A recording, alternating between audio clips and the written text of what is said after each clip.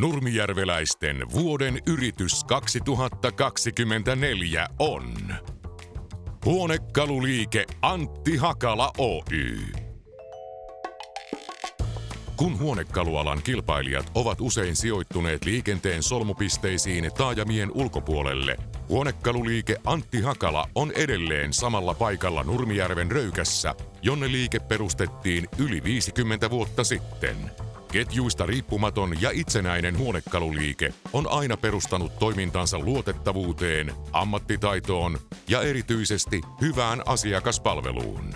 Asiakkaita on vuosien varrella riittänyt ja monia asiakkaita on jo useissa sukupolvissa. Myös liikkeen sukupolvi vaihtui vuonna 2001, jolloin Antti ja Kaarina Hakalan perustaman yhtiön vetovastuu siirtyi tyttärelle Johannalle ja hänen miehelleen Sami Husulle. Vaikka yhtiö on saavuttanut jo merkittävän iän, alan trendeissä ollaan mukana ja valikoima pidetään laajana ja monipuolisena. Ammattitaidosta ja hyvästä asiakaspalvelusta ei tingitä tänäkään päivänä.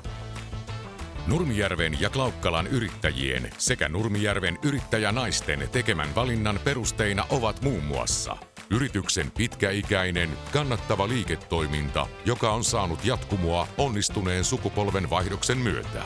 Liike palvelee edelleen paikkauskollisesti nurmijärveläisiä.